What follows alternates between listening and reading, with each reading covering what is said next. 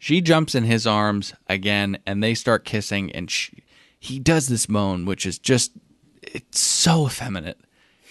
When he kisses her, and he just goes, oh, and then she kisses him, and she goes, oh, he goes, oh. Dylan, I think I got a clip of this. I caught this too. Can I play a clip? Yeah. Oh, we're in Peru.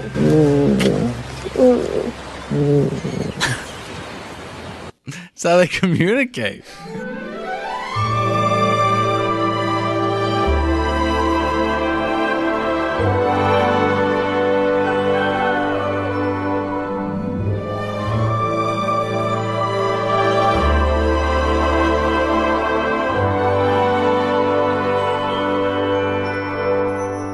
Oh, hey, hello, and welcome to another brand spanking new episode of Another Bachelor Podcast. My name's Dylan. I'm saddled up next to one real Nicholas Davis. What's going on, everybody? And then the guy over there, all angry and stuff, behind the glass is Patrick, the Irish Bug Hickey. I'm in a good the mood, producer Dylan. of Don't this. talk over me, dude!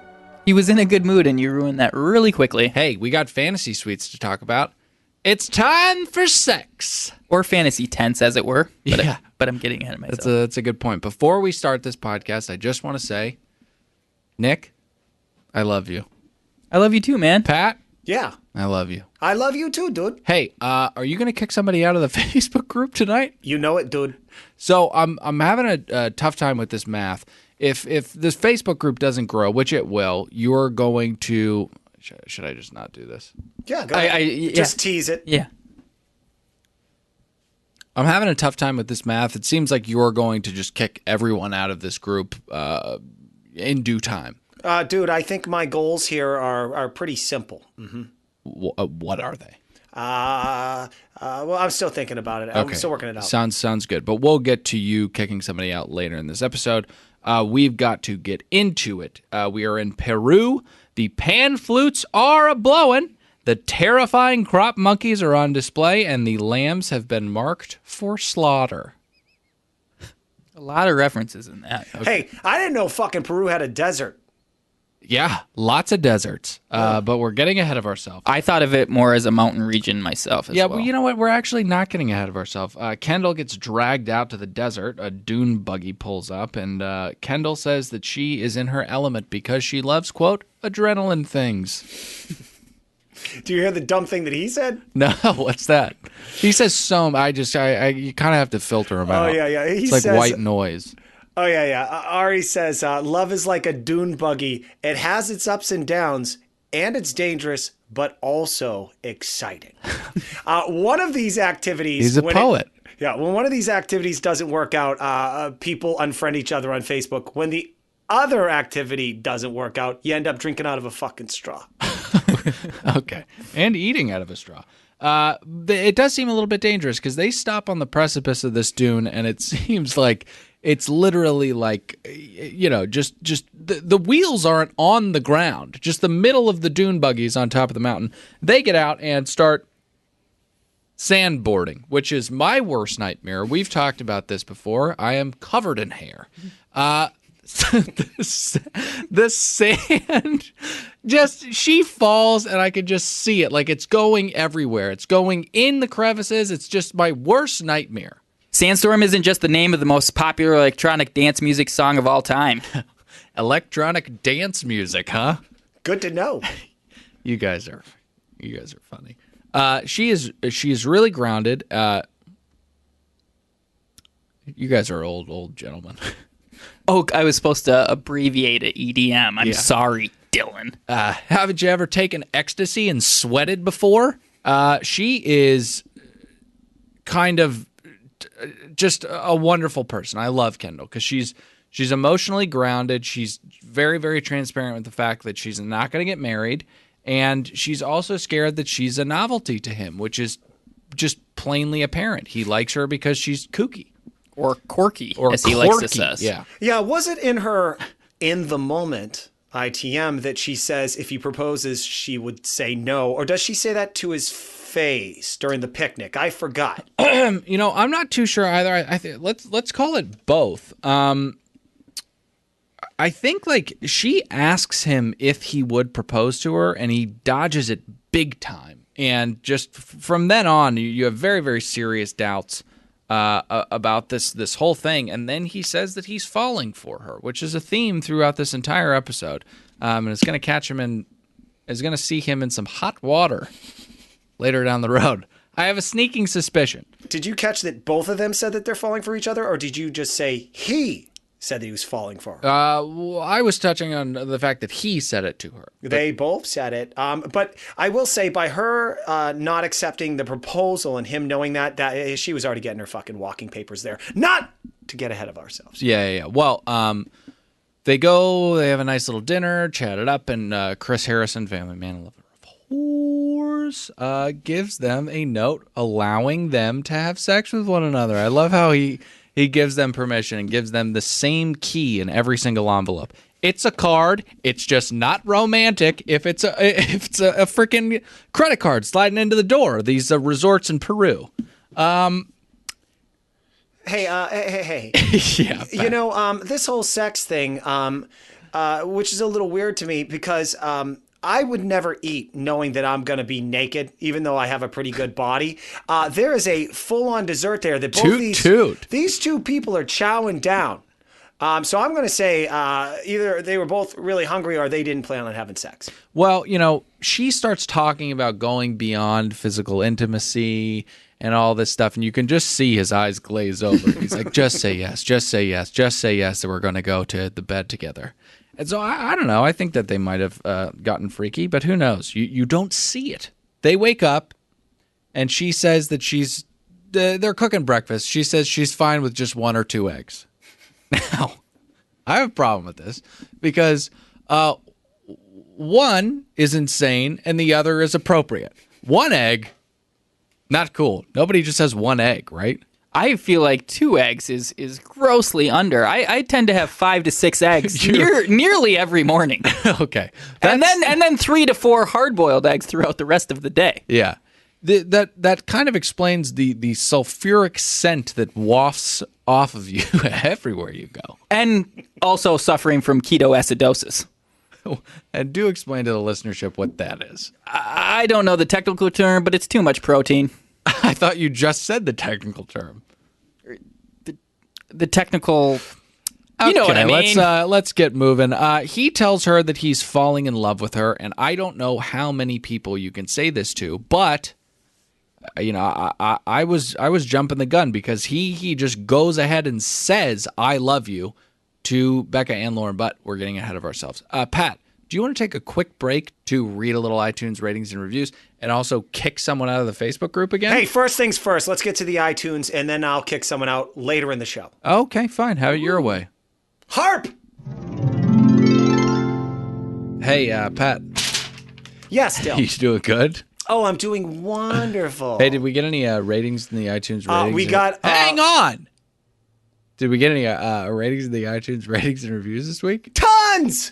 We got a review from Curious Cat, Keeks, Haley, K-Dub, Yahweh, and from Fatto Fit. Thank you, guys. Yeah, people, start using your real names, please. Stop demanding different things of people who give our podcast good reviews. Use whatever name you like. We cannot thank you enough for the support. Nick, back me up. I agree. All I ask is 5 stars and some pleasant words, or not pleasant words. Yeah. Anyway, all these people are here tonight, and I have a special treat for them.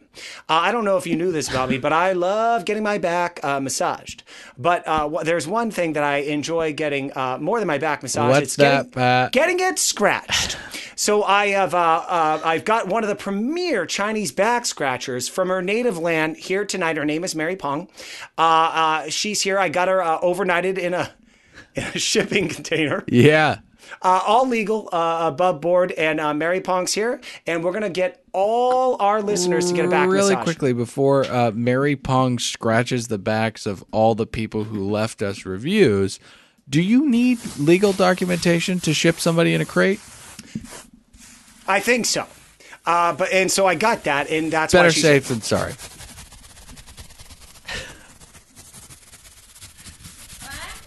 Okay, get started, Mary. All right, I don't speak your language. Okay, she's funny. She's having a great time here. She just got here. Are you enjoying yourself, Curious Cat? Look at the great time we have here. When you guys leave reviews, I treat you well. We all enjoy a good time here. This is a horrifying sound. Hey, look, we're all having a good time. Don't shit on it, man. Oh, fuck. Hit that back part. Hit the laterals. Hit the fucking laterals, Mary. This is fucking great. Oh, fuck. God. I fucking love it. Leave an iTunes review. The pan flutes are playing again, boys. I love the music in this episode. It's very, very festive. It reminds me of Peru. Lauren is at her worst here. Her voice is like fucking ambient to me. They get into a tiny plane and say absolutely nothing to one another. It's insane. Like, they look at the Nazca lines, which are incredible, but they kind of look like the scratchings and doodlings of a madman or a child. But they land and, they talk nonsense for far too long. I love you guys, and I love getting in here. Okay, Ari. And potting. But these are the kinds of conversations that make me want to stop watching the show, stop recording the podcast, and stop living on this planet. She says 5 times that the stronger she feels, the more she fears. 5 times! Dylan, I agree with you. The other thing that why I can't watch this show anymore after this season is because I don't know how a dude does this. How does he tell a girl that he's falling in love with her and that he wants her to be his wife? In the back of his mind, he has to know that it's not still 3 women that have a shot here. Oh, we'll get into Becca, but I mean, it's insane. He's saying the exact same thing to 2 different women. How do you do it? And Ben, got in trouble with this as well on his season, but he did not do it in the grotesque and overcompensating manner that Ari does it in. But again, we're getting ahead of ourselves. I really quickly want to assuage our listeners' fears. Though Patrick may sound like he's fed up, next year he will be watching this show. And absolutely. Recapping it. Fear not. Hey, Dylan. I was just going to say that you love the sound of your own voice way too much to stop recording this podcast. Agreed. When Lauren and him are talking, I have a clip where I actually appreciate on this show when occasionally a cast member gets real and puts the person up against the wall, which I think they've probably been told or warned by a producer not to do so, knowing that Ari cannot answer in a real way. Oh, yeah. That fucking baby gets thrown out with the bathwater here. Do you want to play the clip? Oh, can I play clip? Yeah, sure. And I love spending time with you, and I know that we really do have something, but I don't know how you can even do this, but I need to feel like I'm the only girl. That's daring there, is it not? Can you hear her? Just imagine. Imagine being married to that. You're sounding more and Am more. I too hard on Lauren? I hate her. I don't know. I don't hate her. There's a lot of other people I hate more. She's constantly talking about how in her own head she is. She's been talking about that for 5 episodes. And I think it's because there's so much space up there. We could all go up there too and probably hang out. But I will say, I bet she's just a wild cat in the sack. I bet this girl likes freaking missionary, slightly angled missionary, missionary with varying speeds possibly, but maybe not. You're getting me way too hot and bothered, okay? Stop with Freak. that kinky She's talk. a freak. She says the worst thing you can say to this shell of a man, that she's not sure if she can do this anymore. And he's like, scares the shit out of me that you just said that. But he makes a really good point. He's like, all we talk about is how scared you are and how there are other girls in this competition. And it's the only thing that they talk about. And if that's the only thing they talk about, how do they get to know one another? Because this is the only conversation they've had for, across the globe. Paris, Tuscany, Peru. It's the only thing they've talked about. And in the end of all of it, he says, I love you. Night date. Night date! God, I was really on a... You were hot. Yeah, I was hot there. Okay. They sit down to dinner, and she's still petrified, still scared, as is he. But he makes a very good point. He says that all they've been talking about is how scared she is of this process and about how all the other girls are there and how she needs reassurance. And it's the only thing they've been talking about in Tuscany and Paris and Peru. That's it. And how do they get to know each other if they don't talk about anything other than that? I agree with you. He used a tool here, which is when you have nothing to say, you just revert back to the past. So when she's really digging further, he goes, remember Tuscany? Wasn't that great? Is this one of the 48 Laws of Power? I'll have to look. It's been a while since I read it, but it's definitely a tool you use for dumb people to get off a subject that you don't want to talk about. Very surprising that you do not have these 48 laws memorized. It's crazy to me, though, that they have never, genuinely, correct me if I'm wrong, I have not seen them have one substantial conversation this entire season. That one time they talked about how Italy was so Italian. That was pretty that's substantial. True. I'm eating my own words. In the end of all this mind-numbing conversation that goes absolutely nowhere, he says, I love you. Pretty cuckoo. It is met with silence initially. She starts crying, and I cannot get a read on this girl. She seems like she is crying because she just wants to be freed from this relationship with him, from this show and this process. And then, to make matters even more confusing, she says, I love you back. What is happening between these two? Well, I think Ari has made a pledge that he will get all three of these broads into the overnight suites, and he will see all of them naked. So he's going to do everything he can in his power, say whatever the fuck he can. But he's like groveling and grasping at straws here because she doesn't say it back the first time, and then he says, stop crying, I love you. I love you. Stop. I love you. I think what would explain the tears from her is like sometimes when people of lower intelligence just get overwhelmed by too much sensory stuff, they just break down and cry. Well, you could just tell that he was fishing that out of her. He could not bear having her not reciprocate an I love you. Watching Ari get through this, knowing that he's staring at a date card at the table or an overnight request at the table. When he hands that and slides that over to her after reading it, that's like a 4-year-old looking at sugar for the first time. He's never so happy. Like do you guys, when you guys were looking at him when he slides it over, did you notice the creepy face he had? I mean, he's always got a little bit of a creepy face. I liked how she was like, ooh, I wonder what this could be. Like, some people thought she was being playful. She's confused by the process, and she literally didn't know what was going to be in that card. She thought it was the dessert options.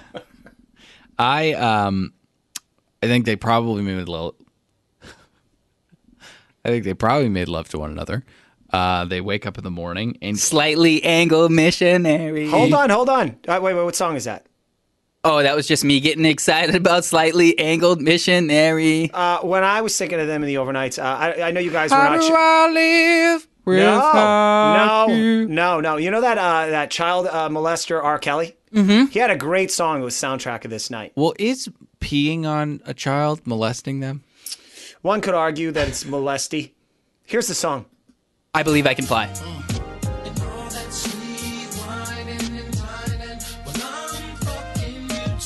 Soundtrack of my childhood, man. What are you? Notorious even knew there was going to be another one. Drinking some wine and fucking you tonight, man.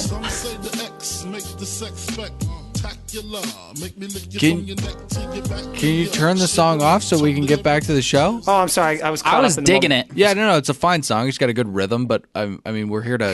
It's got a good rhythm. Okay. They wake up in the morning and he continues to say, I love you over and over and over again.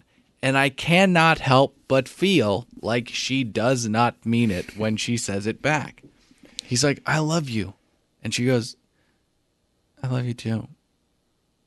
Cut that. I mean it. Cut it.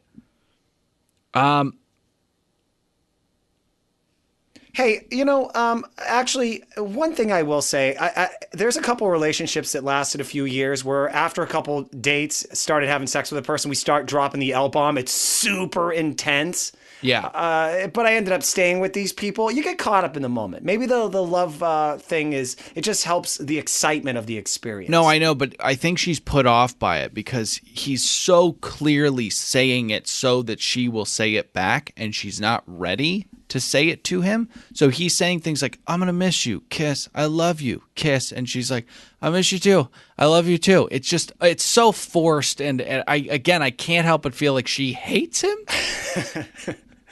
Question, gentlemen, question. I know we got to move on to the next date. Did they bump nasties? They both claim to have talked all night. Did they have sex? They said that thing about talked all night, but there was like a couple weird references where they I felt like they kind of alluded to some bumping nasties, getting a little stank on their hang lows, as it were. I think they did. Do ladies have hang lows? No, dudes have hang lows. That's our penises, and you get the stank on the hang low. Not to be too crass here, but if you're elongated labia. There he is. Yeah, that's what he was going to say. Anyways, we need to move on. But if he does not pick this person, he is going to be slaughtered. Because you do not talk like this to someone you do not intend on proposing to. He's going to be wishing he was Luke Pell. Before we jump into Becca's date, do you guys want to hear a little word from our sponsors? Oh, I'd love to. Harp. Today's episode is sponsored by Trevor's Taxes and Tax Returns. Hey, what's happening? I'm Trevor, but my friends and family call me Trev. That's my father, who doesn't really quote-unquote acknowledge me much. Hey, did you know tax season is only 11 months away? That does not leave you a ton of time to get everything in order. But don't freak, okay? I've got your back. Why am I fit to handle sensitive things like taxes and tax returns? Let me tell you something. I'm what's known as a CPA, which is short for a really good accountant. But what's my background? How did I become a really good accountant? Simple, easy answer. You see, in 92, my pop, who does not call me Trev, was one of the few miners left in Los Angeles. Our family traveled westward here in 1849 in the sweeping wake of the gold rush. We were led here by my great-grandfather, Mutt Hatteras, who had brilliant business acumen, and knew that, quote-unquote, while these other mutts are rummaging around in the frickin' muck, we can go ahead and mine all the other stuff. Quote, there's got to be tons of other stuff. And so he did, and that went great. Up until 92, that is. Turned out, the greater Los Angeles area had no need for miners anymore. They were too focused on movies and songs and rap music. And that left my father out of a job and at the house quite a bit. It was great to spend time with him, even though we didn't have a lot of quote-unquote eye contact. And anyways, my father isn't one to take a handout, and due to a resume chock full of mining, my father really didn't have anywhere else to turn except Pennsylvania, and he hates Pennsylvania.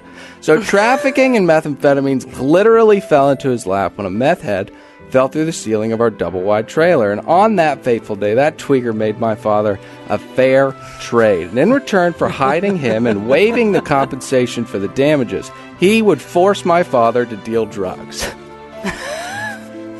Well, a handshake's a handshake, and before you could say 911, my father's a kingpin, my father became a kingpin. Times were good, but then times weren't. And that's why my father looked me in the eye for the first time ever and asked nicely for me to learn how to launder money. So come on down to Trevor's Taxes and Tax Returns on the corner of Hazeltine and the Marlboro School for Young Women. And come quick, because before you know it, it'll be tax season. No questions asked. She jumps in his arms again, and they start kissing, and he does this moan, which is just, it's so effeminate. When he kisses her, and he just goes, oh, and then she kisses him, and she goes, oh, and he goes, oh. I think I got a clip of this. I caught this, too. Can I play a clip? Yeah, yes, and don't ask us again. Just play it. No, I'm going to play a clip. I guess he didn't ask. He made a statement. Oh, we're in Peru.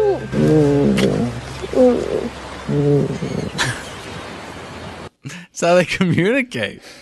By the way, I Wrong medium. I wish you could see Nick's face right now. I mean, I watched it, I witnessed it, but only hearing it, It's insane. That is grotesque. I will note he was greeted with a jump and the leg wraparound. That's the first time it happened tonight. I don't know how he can do this, having said what he said to Lauren. Whenever it was, we'll assume it's the night before. I doubt it was, but I mean, it just seems like such a yucky thing to tell a girl that you love her and then go and do this with another one. Dylan, you know I'm a scumbag.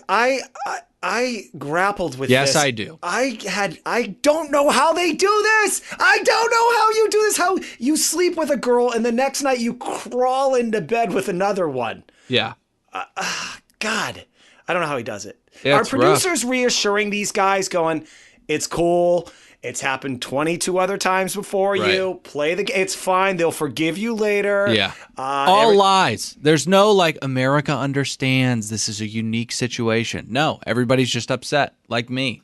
They go on a catamaran and geez Louise, they just talk about how goofy they are. And she asks him if he has any doubts. And he says no, he can't think of any. He's tried, but he can't think of a big doubt that he has with Becca. I doubted ABC's choice of giving us the second instance of recreating the Titanic scene. I don't know if you guys remember on the yacht with Chelsea. They already did it once. And come on, guys. I know we see the same tropes over and over season to season, but not within the same season. Can we just go ahead and get this out there? Titanic. Seminal. Romantic.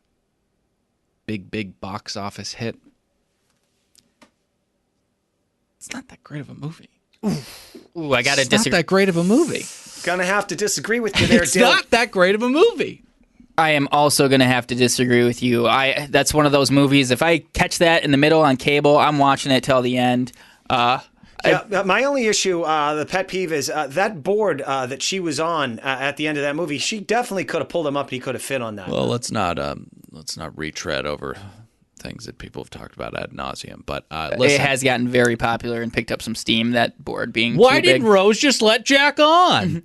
I will If say, it's not a consensus, let's move on from the Titanic talk. I apologize. just very quickly, I have very fond memories of the first time I saw it on Christmas of 1997. I initially fought my grandma and sisters, did not want to watch the movie with them, so I went and watched Home Alone 3 by myself. Home Alone 3 turned out to be only an hour and 17 minutes, so I still caught the second half of Titanic, and I was moved. Even missing some of the more visually stunning aspects when you first see that massive, beautiful ship. Yeah. Hey, when he says I can't think of anything big that would give me any doubts about us, he might not be able to. But this guy, I know of a big problem that is getting in the way of their relationship. Her name's Lauren. Hey, did you catch when he was talking and he said, referring to his and Becca's relationship, that it was the safest and comfortable relationship he had? Yep. Men like safe and comfortable. You know, I thought that Becca was dead to rights, but boy, was I wrong. Let's move on to the night date. Night date! They go to a recreation of the birth of Jesus and sit down for dinner. And this is when me thinking that Becca had no shot was squashed, because what does he say? I believe he said he's falling for her. Well, he says, I love you. He says, I love you. He says, I love you to the second girl. We're not going to say that Kendall, he said he loved. He didn't. I thought he said, I'm falling in love. Oh, so falling in love and being in love, we're still... Oh, Patrick, how do you not know this? That's the major distinction on this show. It's the all-important distinction. I didn't say I loved you. I said I was falling in love with you. They're two completely different things. You idiot! Idiot! Hey, can I tell you why Becca is his favorite? Why is that? There's three things going on with Becca, and I can appreciate this.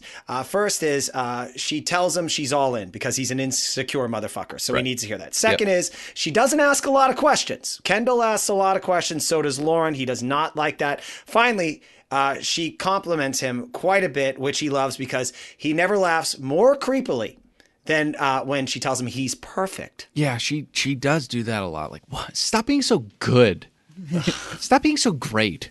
Becca, you have terrible taste in men. Can I tell you why she was my favorite? She said, "Geez, Louise." Yeah, I know.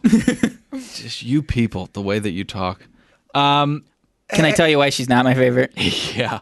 I don't know if you've caught it, but 3 or 4 times this season, she's tried to get a catchphrase going. She said it first when she had Ari kneel down. "Let's do the damn thing." I'll tell you what, it's no life in color, all right, Becca? We're not going to be seeing T-shirts anytime soon, or a charity from you. I couldn't agree more.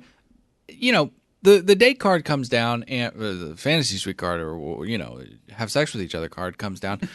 And it says, like, if you wish to forego your communal room for your own rooms, feel free. Where are the other rooms? Where's the fucking toilet? It's a TP! They're in the middle of the desert. If they did choose to forego the fantasy suite, it would be very awkward. Be like, well, it was great to see you. I'm going to get in a dune buggy and travel across miles of sand back to the hotel. But that's not a problem because he does pick her, and they wake up and she's got sex hair. Or maybe it's desert hair. I'm not sure. Get that line again. You said he picks her. She accepts the fantasy. Yeah. See, I'm trying to save him from sounding like an idiot. One thing that I would appreciate with the two of you Thanks, on occasion. Pat. He agrees to bed her, and she wakes up with a bed head, or it's sex hair. It could be desert hair, though. I'm not sure what kind of winds are going on out there. I'm still stuck up on the idea that, like, what are they doing to wash themselves? They just had greasy, gross sex. There's nothing to fucking towel off on. No chick is into this. Well, listen, they have a French press and fresh fruit they bring out into the sand. Again, yucky sand getting all over the grapes. And his tattoo is on display. This is one of the worst tattoos that I've ever seen. It's worse than your barbed wire tattoo. He has a massive angel wing on the inside of his arm. Awful judgment from this guy. Just want to specify for the listeners, I know we've said it a couple times, but when he said your barbed wire tattoo, he was referring to producer Patrick, not myself. Not Nick. Okay. Nick is Jewish, and he would not be able to be buried in a Jewish cemetery had he been inked up. Isn't that right, Nick? I am not Jewish. I would one day like to get a tattoo of an illustration from my favorite book, The Old Man and the Sea. Is that not the most pretentious bullshit you've ever heard? I don't read. My favorite book is The Old Man and the Sea. It's a beautiful allegory for trials and tribulations and learning from your mistakes. Most boring book. There's so much subtext there. Jesus. That's why I love it, and it's a quick read. Okay. Let's get to the main event of the evening. Ross. This infuriates me to no end. As a production team, you have to know what you're working with, right? I would say. This man, dedicated strength trainer, does not have the performance and acting that is required to carry the last 30 to 40 minutes of this episode. He just doesn't have it. I couldn't disagree with you more, Dylan. Despite the fact he had a massive fucking wedgie and that sweat stain on his tweed suit was not pleasant to look at, I fell in love with this man. In fact, be quiet. Let me finish my fucking thought. I've been watching 10 episodes of this one-dimensional fool, Ari, who can't talk. All he can do is make out and drop L-bombs, and that's all he can do. This Ross guy came in here. He swept me off my fucking feet, this romantic motherfucker. I fell in love with him, even though he's a meathead. I'm so disgusted by you right now. I could not agree more. I could not disagree more. I think if you had 2 episodes of this man, you would be done. All he says. Patrick is actually speaking for what it seemed like from the pulse I read of Bachelor Nation. He's speaking for them. There is a huge push out there, #Ross for Bachelor. I don't know. You loving him, were you thinking that? I just thought he'd be on TV again or something. I don't know what, maybe show up at the final rose or after the rose or whatever. All right, but let me say this. The guy actually seemed to come there for real reasons, and I felt like he had feelings. He had emotions that he was opening himself. You are so moronic. There were layers there. Oh, my God. Okay, you're like Becca when she sent that shitty line out that said to him, "Oh, you're always like falling into your emotions like that movie, The Notebook." Oh, God forbid! That film is beloved by women. God forbid he have emotions and be a fool for love and fly across the world to take back his girl that he'd been with for 7 years. You're saying that this man has real emotion and nuance, unlike Ari. First thing that tipped me off, he says, I didn't know this show ended in a proposal. Are you living under a fucking rock? Have you never heard of The fucking Bachelor? It's been on show. It changed television. It's unbelievable that this guy, quote unquote, doesn't know that this show ended in a proposal. Would have swam across the sea to get here to save his girl from being proposed to by this Ari fella. I can't even think straight. I have so many things to say on this guy, and you're derailing me with your lunacy. This could be a romantic novel. Get this.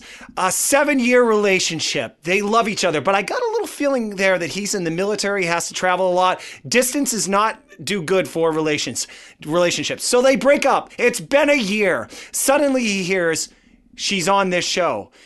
She may be picked on this romantic encounter, and he's like, no. He has a moment of clarity where he realizes, I need to chase the girl that I love, my true love. He gets on a plane, again, in that ridiculous suit with blue socks and loafers. They cut to those loafers so many times. And the blue socks. Baby blue, my least favorite color. And despite that, I still like them. Coming from a man whose pants are often too high, I would say that his pants are way too high. Needs to bring the hem of the pant down just a little bit. It looks a little ridiculous. Hey, Ross, why don't you invite your pants down to your shoes so they can party?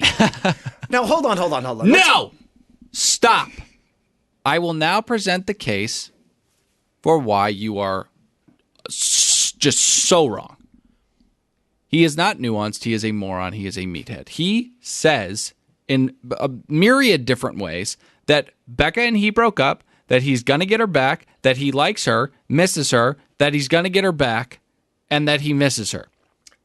All right, so he said it twice. He's nervous. No. He said it 15 times to Ari, okay? It's a lot like Ari and Lauren's conversations. He could also fit in Lauren's head, by the way. He goes up and knocks on Becca's door. This whole thing is so produced and rehearsed. She has the shock on her face of someone who has just been told by a producer that your ex-boyfriend just showed up.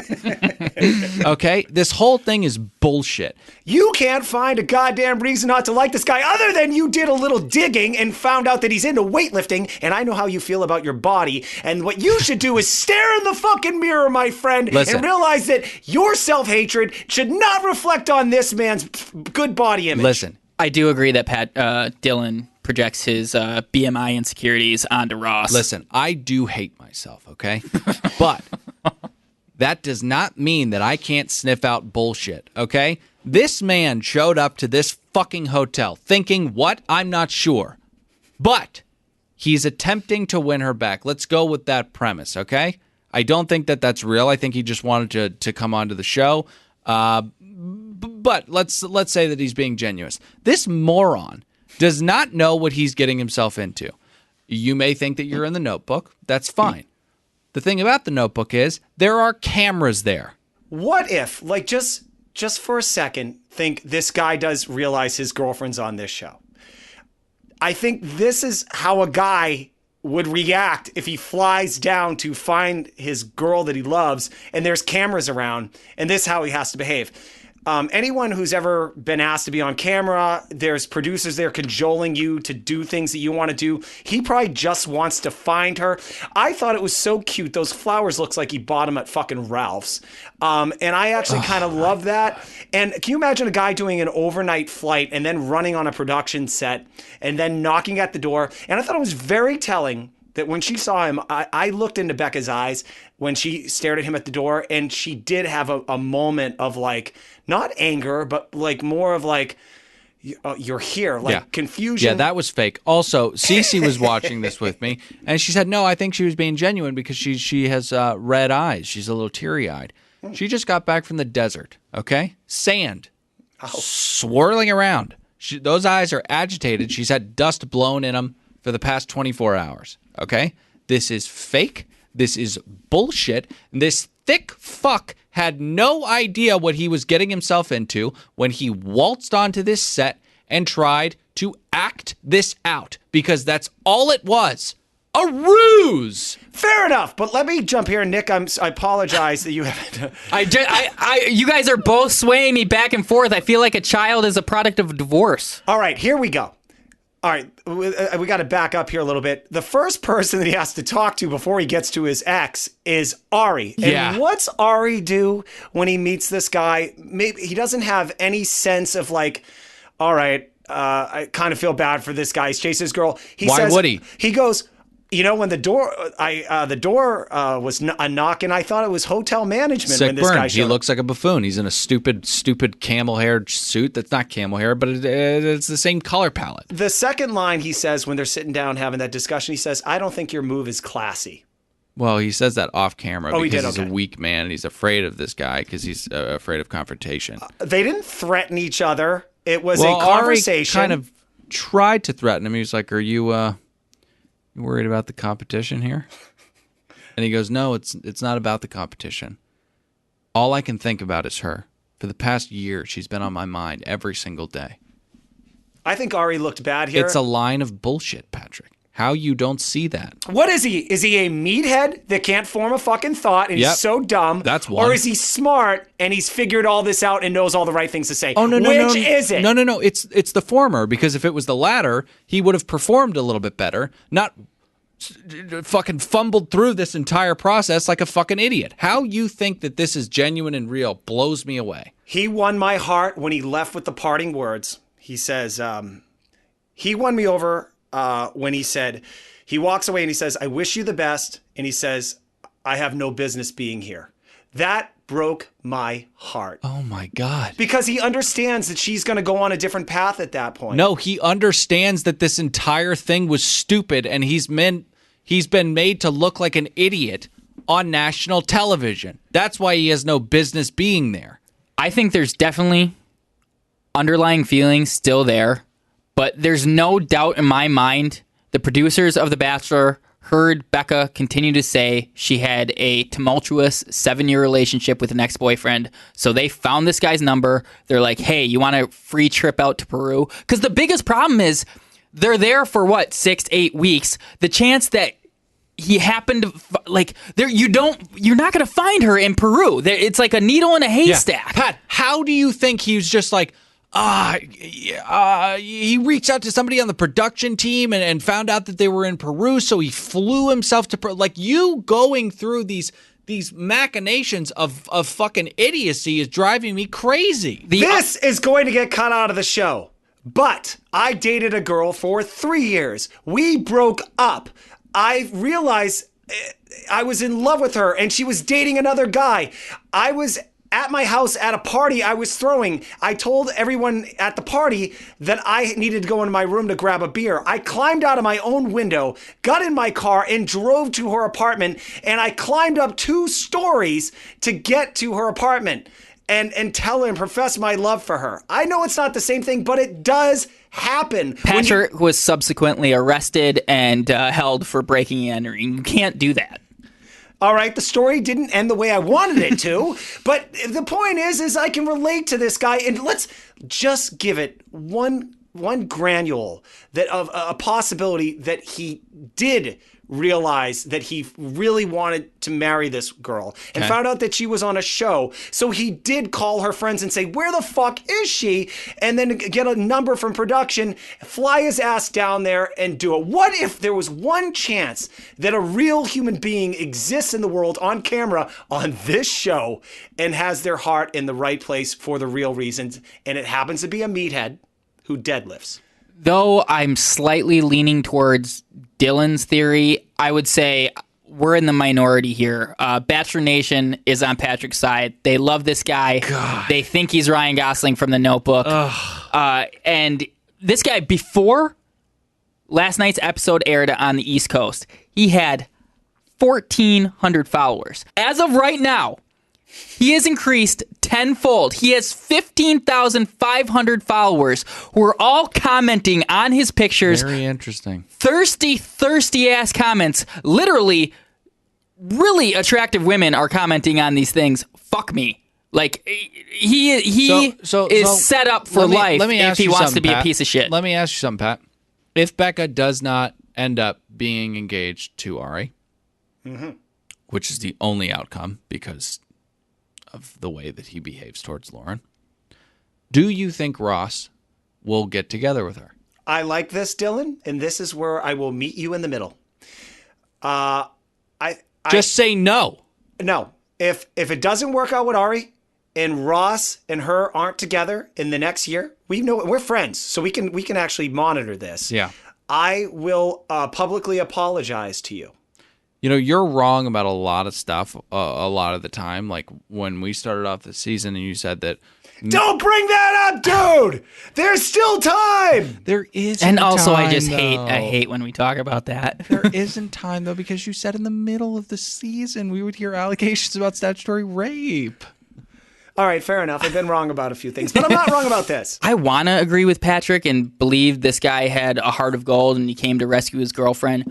But when she referenced their relationship in the past, she kind of talked about how it was a rocky road and up and down. And I feel like there's something dark that he did. Yeah. He either cheated on her Totally possible. or possibly raised his hand to her. Totally possible. One of those two things. She even, on the night of that this aired, put up an Instagram story that said, I know a lot of you liked him or whatever, but think about how you would want your daughter, your mother, to be treated by their significant other. And that is not the way he treated me. There's more that you didn't see.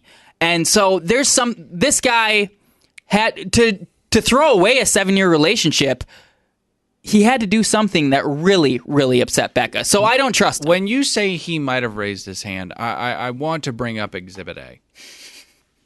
If that euphemism isn't clear, I'm saying I think he might have beat her. Right. So I want to play something for you, and we did talk about how I'm not a fan of my little boobies, and I don't like when guys are very strong and big and boisterous about how big and strong and boisterous they are. But we have got to play a clip of him lifting weights. And Pat, you tell me if you don't think that this fucking animal is capable of domestic abuse. I love the angle here, though. The guy weightlifts, so of course he must beat his girlfriend. Oh, you're laughing? Listen to this.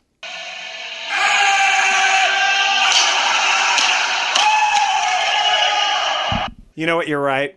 He probably laid a hand on her. You're right, based on that audio. It is the wrong medium, but I do want to paint a picture. That was a video that he posted on his Instagram of him, what is it called? Circle jerking? Clean and jerk. Clean and jerking. A massive amount of weight. It looked about 345s on each side, so that's 135, 270, 315. Lifting 315 it above his head and screaming like a warrior who's just slain 1,000 foes. Okay? This man is an abuser. Maybe if you walked your ass into an iron paradise every once in a while and threw some weight around, you wouldn't have those man boobies, all right, Dylan? Jesus Christ. I don't think him lifting a lot of weights is evidence of him beating her, but I think her words, maybe. I think both. Her words, if you really read into them, like, hey, by the way, ups and downs in relationships. I know Dylan is going to marry his high school sweetheart. Nick, I know you're spending a lot of time on Bumble. I am an elder statesman here. I've dated a lot of girls. I got half my exes. I'm friends with them on Facebook, and we have a great old time sharing pictures and laughing. The other half of the girlfriends would probably say, I hate that guy. So where do we sit in the middle there? Relationships are tough. We don't always have our best moments in there. That doesn't mean we beat them. Are you saying that you beat your ex-girlfriends? No, The I'm ones saying that the you're exact not- opposite. I'm saying ups and downs and people not being too happy with the relationship after it ends doesn't mean you Patrick, beat them. Swallow your pride. He struck her. many times. We got to move on to the elimination. This has been a different kind of second half of this thing. Amazed that you are fucking floating the bullshit that you've been floating for the past half hour. Man, I feel like this debate rages on, and we're not going to settle it here. I think we got to go to our loyal Facebook group, the people who are still there after tonight, by the way, and put out a poll and see if these guys are Team Ross or Team Ross beat Becca. All right, those are the two choices. You're either Team Ross or Team Ross beat Becca. Now, Team Ross beat Becca does not necessarily mean you believe he beat her. It does mean you believe he treated her in a way that is irreparable in a relationship. Beat it down her spirits. Now, no pun intended, but don't pull punches, okay? Oh, nice. You tell us what you really think, okay? And speaking of the remaining members of our Facebook... don't just vote. Add a little. Get in that comment section. The remaining members of this group need to be discussed because Patrick is about to lessen that number by 1. We've got the elimination coming up. Hang tight with us. Pat, do you want to do that fucking crazy thing where you kick somebody out of the group now? Yes, I do. All right. Harp.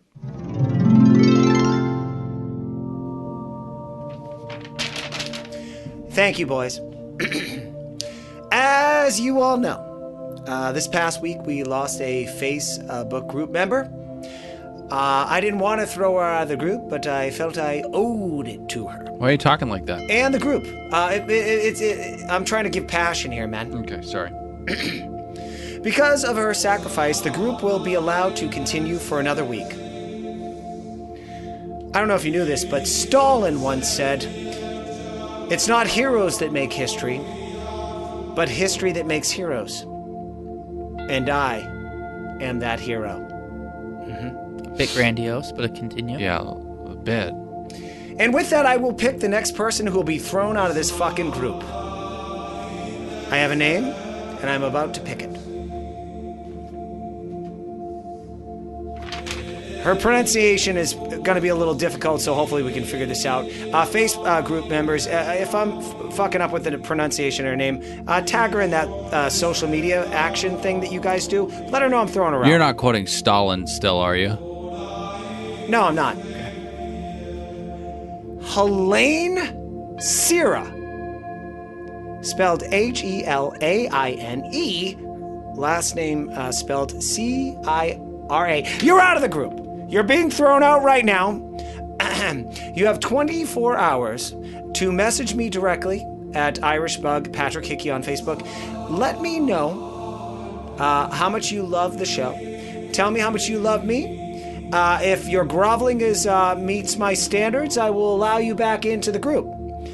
If it doesn't meet my standards, you'll be permanently thrown out.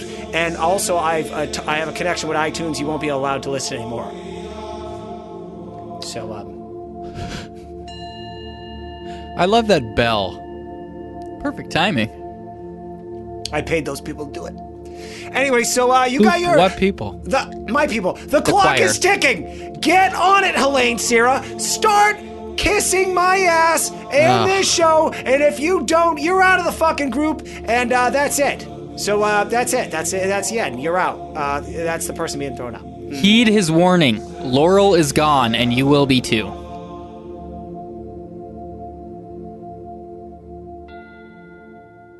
There's that bell again. It's a great bell. Harp. Chris and Ari, sit down. It's elimination time. Do you guys want to talk about anything that they said, or can we move straight to the roses? No, they didn't say anything. Who cares? Okay. They arranged the girls on stones that are ill-suited for heels and awkwardly placed these horses in the background that are, in my opinion, tied way too tight to the tree. They have no room to move at all. It's just very tight rope. Perhaps it was a metaphor. Both of these details are something I did not notice. He asks Kendall if she can come talk to him, and she laughs because there's a pattern developing, right? He's brought her aside the past 2 rose ceremonies. You just quoted Lauren B. She was like, I see a pattern developing. The fact that you guys are on the same... No. Becca said that. Lauren B. does not have the mental capacity to recognize simple patterns like that. I'm going to have to check the tape. Check the tape. I think it's Becca, but boy, am I going to be embarrassed. Strong pattern recognition is one of the signs of high IQ. So I agree that generally you would not think Lauren would be able to pick up on this, but I want to check the tape because I don't know. Check the tape, but I'm going to continue with this theory. I don't think Ari's intelligent enough to pick up on it either because Kendall laughs. He doesn't. I don't think he recognizes that there's anything humorous that he's taken her aside twice now. But he does and kicks her off the show. I have to say, I don't know if it was her. Oh, well, actually, one of the staples of this show is when you get kicked off and you're in the final three, you hit that black limo and you're in that and they got the cameras on you and you always cry. Like your makeup melts on your fucking face. Kendall, mild crying. She took it like a fucking champ. Yep. Way too smart to be on the show. Although I am not into her. She is not attractive. She's into that weird skin thing with the animals. Honestly, I thought she was a real nice person and handled herself really well. She was wonderful. It was a perfect exit for her. She accepted defeat gracefully, with dignity and with class. And I don't want her to float into irrelevancy, but I don't want to see her on Paradise. I don't want to see her on Summer Games or whatever fucking franchise they spin off this one. I don't think we'll see her on any of those things. I bet she's in Paradise. Do you guys want to hop on over back to the other two girls? Yeah, Dylan. One of the oddest things, and maybe perhaps you'll bring this up, is he only has 2 roses to give up. So the ceremony is dead at this point because he pulled her aside, sent her packing in a limo. Yet, maybe from a ritual aspect, he felt the need to call both their names out and hand them roses. Couldn't he just show up and said, she's gone. Let's chime the glasses of champagne and let's move on to where I'm going to kick the other one out. I believe it was Lambrusco, but I could be wrong. You Nice. are not. Detail. Motherfucker over here. You are not giving the process enough credit, okay? He can't just say, she's gone, bitches, or whatever you just said. I can't remember. But he takes them off, and they look upon a beautiful horizon. Oh, yes. And again, the horses are there. They moved the horses in front of the vista. Why? Into the shot. Why do the horses have to be there? Because it's a 2-horse race. Oh, snap! they think about everything. It was a dark horse and a light horse. God, this show, man. Crazy. That's why we keep coming back. Guys, that's the end of this show. We'll be back next week with the final episode. Remember to hop in those iTunes ratings and reviews and leave 5 stars, or else Packet's mad. Nick, where's the Instagram on the internet? At Another Bachelor Podcast. And the Facebook group? Facebook.com/group/Another Bachelor Podcast. That's it for us, guys. Thank you so much for listening. My name's Dylan saying goodbye. Nick, say goodbye. Goodbye. Pat, say goodbye. Bye, peeps.